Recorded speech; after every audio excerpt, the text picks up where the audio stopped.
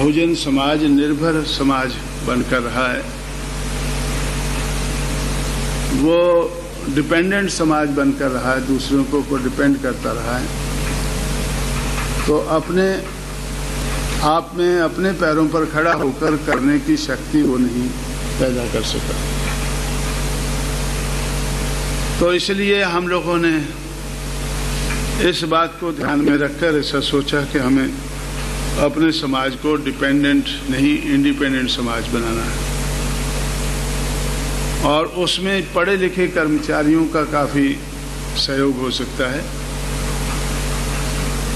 वो समाज को दिमागी तौर पर तैयार कर सकते हैं, मानसिक तौर पर वो तैयार कर सकते हैं।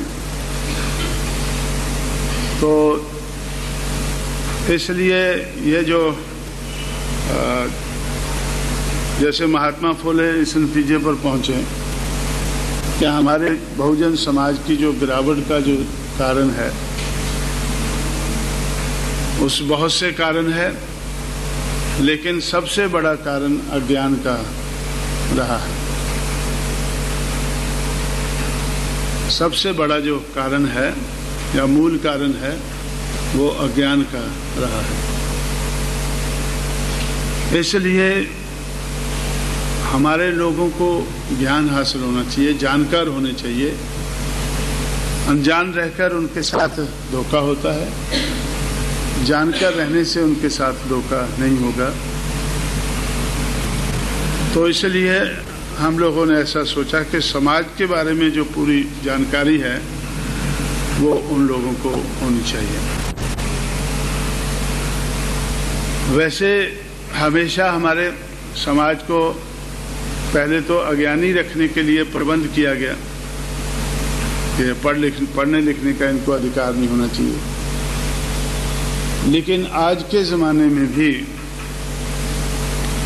उनको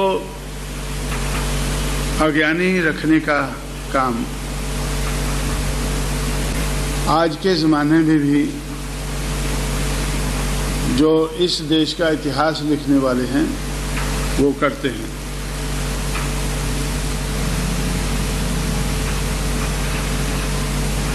अभी मेरी ये उत्तर प्रदेश में हम कांग्रेस से मिलकर चुनाव लड़ेंगे, तो उस वक़्त मेरी उन लोगों से बातचीत हो रही थी। कांग्रेस के अध्यक्ष और उनके जनरल सेक्रेटरी, 6 जनरल सेक्रेटरी और कांग्रेस के अध्यक्ष और शरद पवार और कुछ और लोग, 10-12 लोग उनकी तरफ से थे। तो उनके साथ मेरी बातचीत हो रही थी, क्योंकि मैंने उनसे कहा कि भाई बहुत से कांग्रेस को नीचे लाने में, गिराने में मेरा और मेरे साथियों का बहुत बड़ा हाथ रहा है। हैं? हैं? अच्छा ठीक, बाहर पंखा है।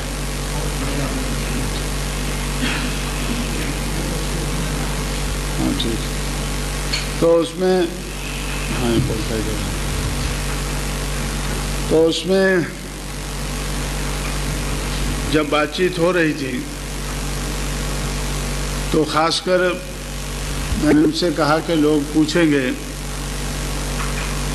कि भाई बहुजन समाज पार्टी का, लोग तो ऐसा कहते हैं कि भाई ये बीएसपी के लोग या कांचीराम या मायावती ये गांधी जी को गाली देते हैं। अब हमने गाली तो कभी किसी को भी नहीं दी है, लेकिन हम उनको असली चीज़ अपने समाज को गुमराह होने से बचाते रहे हैं, और हम उन लोगों को गांधी जी का जो इतिहास में रोल है या अंबेडकर का रोल है या शाहू महाराज का है या फुले का है या और हमारे जो महापुरुष हैं उनका रोल है इतिहास में, तो वो बताने के लिए जैसे पहले कैडर कैंप होते थे, मैंने आपको बोला कि मैं वैसा अभी इतना मेरे पास समय नहीं है वो मैं बता पाऊँ डिटेल से, लेकिन रेफरेंस आता रहेगा तो बताता रहूँगा मैं उसमें। तो उनका जो रोल है वो हम बताते रहे हैं, लेकिन वो रोल इतिहास में नहीं बताया जाता। हमारे जो स्टूडेंट्स हैं पढ़ते हैं तो उनको वो कहानी उनको नहीं बताई जाती है। तो गांधी जी ने क्या कहा है या क्या किया है वो बहुत कुछ बताया जाता है, लेकिन अंबेडकर ने क्या किया है तो उसको भी उसके हिसाब से बताया जाता है जैसे उनको फिट बैठता है। जैसे मेरी बातचीत उनसे हो रही थी तो उन्होंने मुझसे बीच में बात कही कि हाँ जी ज़माना बदल रहा है अभी, और गांधी जी ने भी इस बात को रियलाइज़ किया और डॉक्टर अंबेडकर को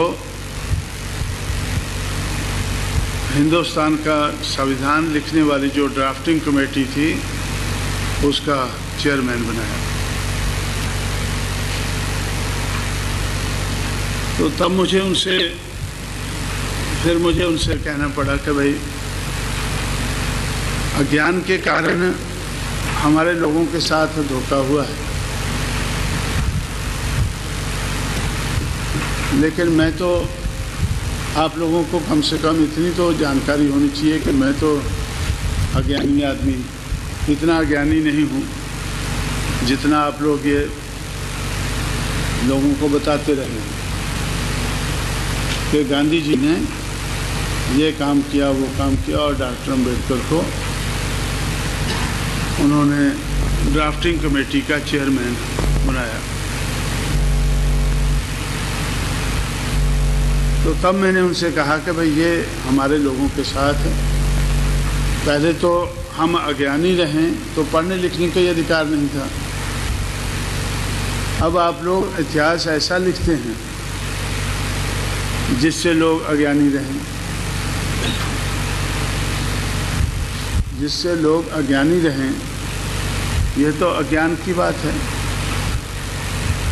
हो सकता है कि आप लोग भी अज्ञानी हों,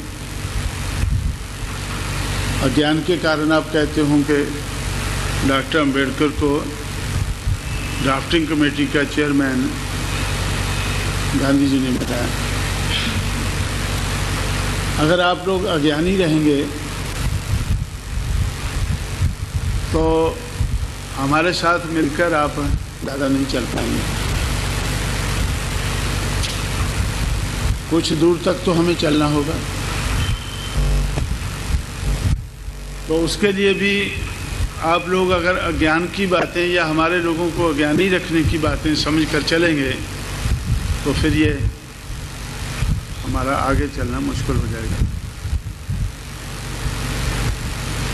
मैं आपको सही ज्ञान देना चाहता हूँ कि गांधी जी ने हमारे सही रिप्रेजेंटेटिव चुनकर ना जाएं, इसलिए सेपरेट इलेक्टोरेट का विरोध किया। सेपरेट इलेक्टोरेट का विरोध किया तो डॉक्टर अंबेडकर को मजबूर होकर पूना पैक्ट पे साइन करना पड़ा।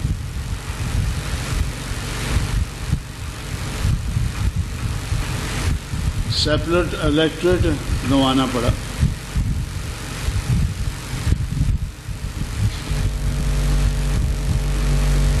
डॉक्टर अंबेडकर को मालूम था कि अगर सेपरेट इलेक्टोरेट नहीं होंगे तो हमारे सही प्रतिनिधि चुनकर नहीं जा सकेंगे।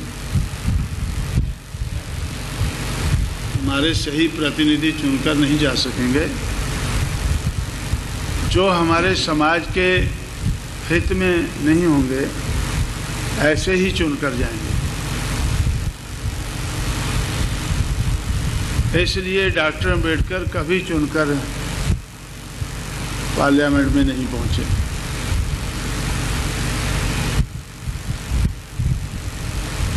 और सही बात यह है कि जब कॉन्स्टिट्यूएंट असेंबली बनी तो डॉक्टर अम्बेडकर को चुनकर नहीं पहुंचना चाहिए उस कॉन्स्टिट्यूएंट असेंबली में। इसके लिए गांधी जी और नेहरू जी ने पूरा प्रबंध किया, लेकिन बंगाल के चंडालों ने डॉक्टर अम्बेडकर को चुनकर असेंबली में भेजा।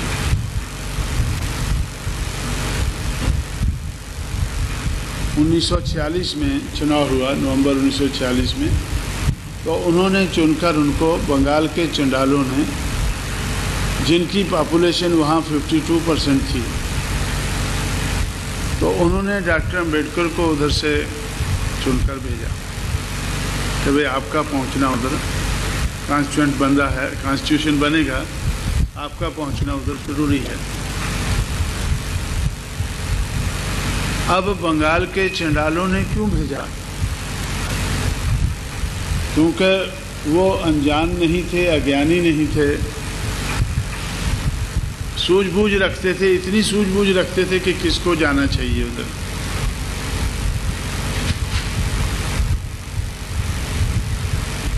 उन्होंने चुनकर भेजा, जयसुर और खुलना से चुनकर भेजा। जयसुर और खुलना की जो कॉन्स्टिट्यूएंसी थी तो उससे चुनकर उनको भेजा। तो आप बोलते हैं कि गांधी जी ने उनको ड्राफ्टिंग कमेटी का कॉन्स्टिट्यूएंट असेंबली में चेयरमैन बनाया। गांधी जी तो उनको मेंबर भी देखना नहीं चाहते थे। गांधी जी इतने दुखी हुए कि उन्होंने जयसुर और खुलना, उन दोनों को पाकिस्तान को दे दिया।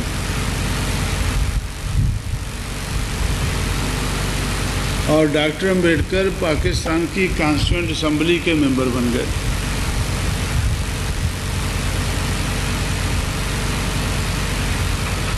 जयसुर और खुलना को उन्होंने जिन्ना के हवाले कर दिया तो उसके मेंबर बन गए। डॉक्टर अम्बेडकर बड़े दुखी हुए। तो मार्च के महीने में वो इंग्लैंड गए। चर्चिल से उन्होंने बातचीत की और दूसरे जो मेंबर पार्लियामेंट थे, ब्रिटिश पार्लियामेंट के मेंबर पार्लियामेंट थे, उनसे बातचीत की। तो तब जाकर उन्होंने उनको, डॉक्टर अम्बेडकर को इंग्लैंड में बुलाया। तो वो जुलाई के महीने तक वो इंग्लैंड में रहे। तो ब्रिटिश पार्लियामेंट को कन्विंस किया, मेंबर पार्लियामेंट को कन्विंस किया, ब्रिटिश पार्लियामेंट को कन्विंस किया कि भाई डॉक्टर अम्बेडकर का इंडिया में रहना ज़रूरी है, क्योंकि जिन लोगों के वो नुमाइंदगी कर रहे हैं वो इंडिया में हैं और वो मेंबर कॉन्स्टिट्यूएंट असेंबली के पाकिस्तान के बन गए हैं। पाकिस्तान में तो वो लोग मुसलमान बन चुके हैं, वो है ही नहीं। जितने चंडाल हैं, मेजॉरिटी चंडाल पाकिस्तान में, जो अभी बांग्लादेश है तो वो मुसलमान हैं। तो अभी वो लोग मुसलमान बन चुके हैं तो वो नुमाइंदगी की करेंगे। और ख़ासकर जो लोग इधर हैं, इंडिया में हैं, उनकी नुमाइंदगी कौन करेगा? उनका सही रिप्रेजेंटेशन कौन करेगा? तो डॉक्टर अम्बेडकर का इंडिया की कॉन्स्टिट्यूएंट असेंबली का मेंबर बनना ज़रूरी है। तो अंग्रेज़ों ने ये शर्त रखी गांधी जी के साथ, नेहरू जी के साथ या कांग्रेस के नेताओं के साथ कि अगर आपको इंडिपेंडेंस चाहिए तो उसमें कई चीज़ें आपको देखनी होंगी। एक ये भी देखनी होगी कि जो शेड्यूल कास्ट, शेड्यूल ट्राइब के लोग हैं, जिनको उस वक़्त तक डिप्रेस्ड क्लासेस कहा जाता था, तो वो लोग हैं, तो ऐसे लोगों के बारे में भी आपको सोचना होगा। कॉन्स्टिट्यूशन में प्रोविजंस रखने होंगे। तो वो सही काम सिर्फ अंबेडकर ही कर सकता है, इसलिए डॉक्टर अंबेडकर को चुनकर लाना ये आप लोगों के लिए ज़रूरी है। और डॉक्टर अंबेडकर को कॉन्स्टिट्यूएंट असेंबली में पहुंचना और ड्राफ्टिंग कमेटी का चेयरमैन बनाना हम ज़रूरी समझते हैं। और शेड्यूल कास्ट, शेड्यूल ट्राइब के जो अधिकार है उनके कस्टोडियन डॉक्टर अंबेडकर होंगे। अगर ये शर्त आपको मंजूर है तो तब इंडिपेंडेंस की बात करो। तो ये काम गांधी जी को करना पड़ा। उन्होंने बताया ये कैसे हो सकता। उन्होंने कहा कि भाई ये तो अभी कॉन्स्टिट्यूएंट असेंबली तो कॉन्स्टिट्यूट हो गई है, नवंबर 46 में हो गई है। अब जून जुलाई में हम क्या कर सकते हैं? तो उन्होंने उनको सलाह दी कि आप अपने एक असेंबली के मेंबर को, किसी को आप रिजाइन कराएं, जगह खाली कराकर उधर से अंबेडकर को चुनकर लाएं। तो पूना के बैरिस्टर जयकर को, एक ब्राह्मण को, अपनी सीट खाली करवाकर तब कांग्रेस पार्टी डॉक्टर अंबेडकर को चुनकर लाई। अब हमारे लोगों को क्या बताते हैं वो लोग कि देखो गांधी जी कितने महान थे, गांधी जी कितने महान थे। डॉक्टर अंबेडकर को कांग्रेस की तरफ से चुनकर भेजा उन्होंने, कांग्रेस चुनकर लाई, ये बात सही है। लेकिन अगर इतनी सी बात ही, ज़्यादातर हमारे लोग भी कन्विंस हो जाते हैं कि डॉक्टर अंबेडकर को कांग्रेस चुनकर लाई है। ये बात सही है कि कांग्रेस चुनकर लाई है, लेकिन कांग्रेस चुनकर क्यों लाई है? जब अंग्रेज़ों ने, ब्रिटिश पार्लियामेंट ने उनको मजबूर किया कि आपको ये काम करना चाहिए अगर इंडिपेंडेंस चाहिए, तो 9 जुलाई को कांग्रेस डॉक्टर अंबेडकर को चुनकर लाई और 15 अगस्त को इंडिपेंडेंस मिल गई। उसके बाद इंडिया को इंडिपेंडेंस मिली। तो इस तरह से तो मैंने उनसे कहा कि देखो भाई, अगर आप लोग, हमारा आप लोगों से यही थोड़ा फर्क था, विरोध था कि आप लोग हमारे लोगों को गलत बातें बताकर और गलत तरीके से उनका इस्तेमाल करते थे। अभी और मैं ये कहता था कि भाई गांधी जी का रोल ये रहा है और अंबेडकर का रोल ये रहा है, या और हमारे बुजुर्गों का पहले जो है ये रोल रहा है। तो आप लोग अपना मेरे से गुस्सा होकर ये कांचीराम गाली देते हैं, ये करते हैं, वो करते हैं, ऐसा करके तो अपना गुस्सा ठंडा कर लेते हैं। तो आपने अपना गुस्सा ठंडा किया, हम लोगों ने अपने समाज को बढ़ाकर गुस्सा ठंडा किया। आज जब मैं आप लोग मुझसे बात कर रहे हैं समझौते की, तो ऐसे मौके पर कर रहे हैं कि जब आपने पहले भी अंबेडकर की पार्टी से, रिपब्लिकन पार्टी से समझौता किया था, उसका भी मुझे ज्ञान है। 521 पार्लियामेंट की सीटें थी, तो 521 में से एक आपने रिपब्लिकन पार्टी को दी थी और 520 कांग्रेस को दी थी। 520 कांग्रेस को दी थी और 1 रिपब्लिकन पार्टी को दी थी। और अब समझौता और तरह से हो गया। तो मैं कांग्रेस को 125 से 1 सीट ज़्यादा देने को तैयार हूँ। 300 सीट बीएसपी लड़ेगी और 125 कांग्रेस लड़ेगी और मुख्यमंत्री मायावती बनेगी। बीएसपी की जनरल सेक्रेटरी जो पहले मुख्यमंत्री रह चुकी है, तो अगर हमारी सरकार बनती है तो मुख्यमंत्री मायावती बनेगी। ये सारी चीज़ें पहले तय हो जानी चाहिए।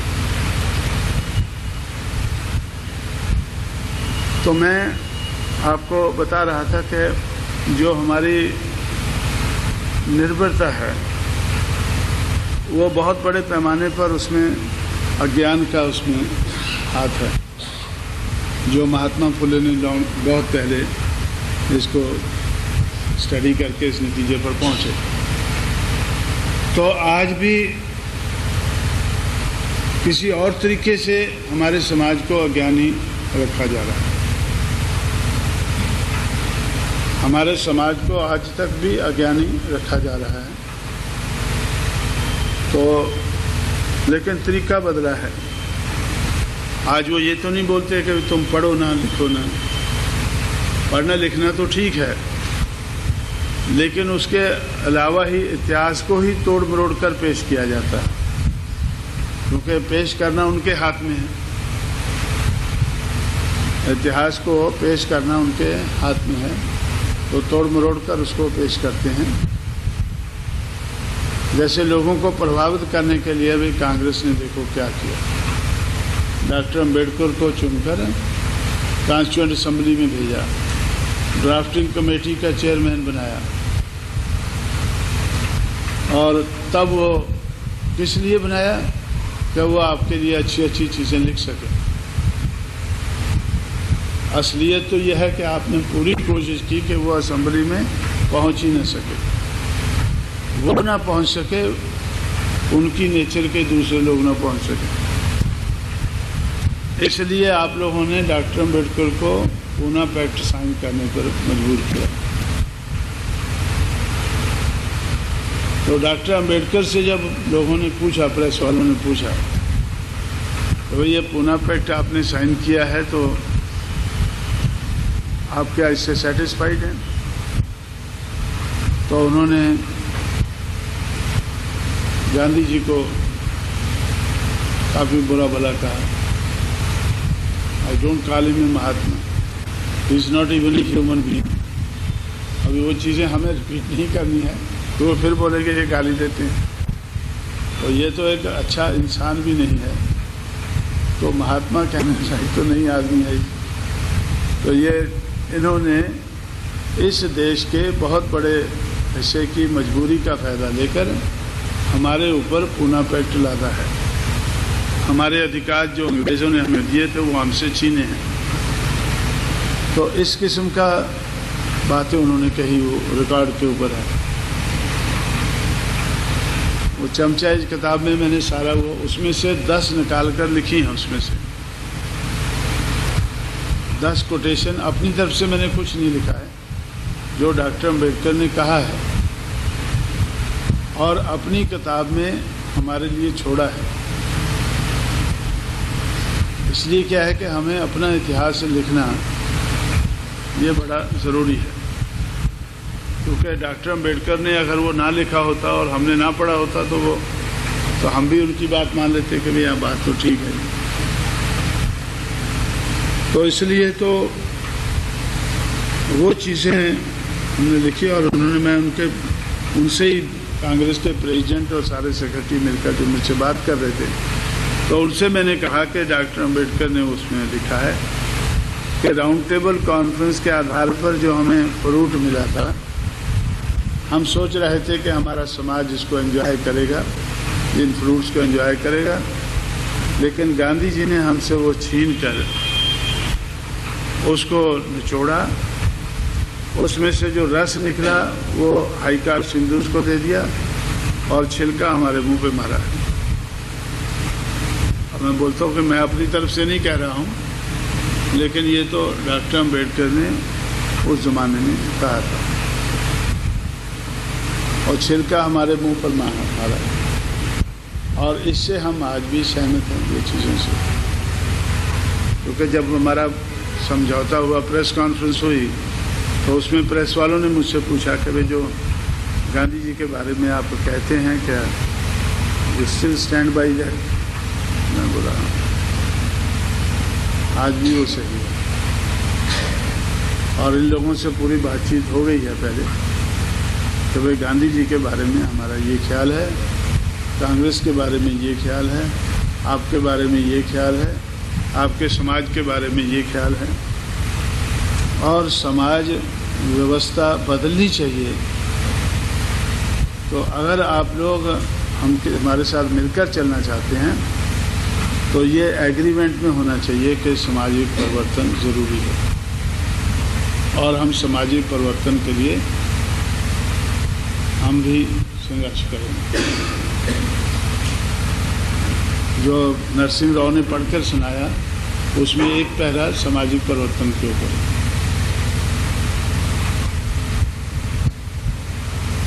लेकिन मैंने उनसे कहा कि मैं ये समझता हूँ कि सामाजिक परिवर्तन लाना ये आपका काम नहीं है, ये हमें ही करना होगा। मैं सेटिस्फाइड रहूँगा अगर आप लोगों ने हमारा विरोध ना किया। मेरी कोई इतना बड़ा मैं आपके ऊपर नहीं लादना चाहता हूँ कि आप सामाजिक परिवर्तन लाएंगे। जब हम सामाजिक परिवर्तन के लिए संघर्ष करेंगे तो आप लोग उसका विरोध नहीं करेंगे। लेकिन उन्होंने राइटिंग में कमिट किया है कि हम सामाजिक परिवर्तन के लिए संघर्ष करेंगे।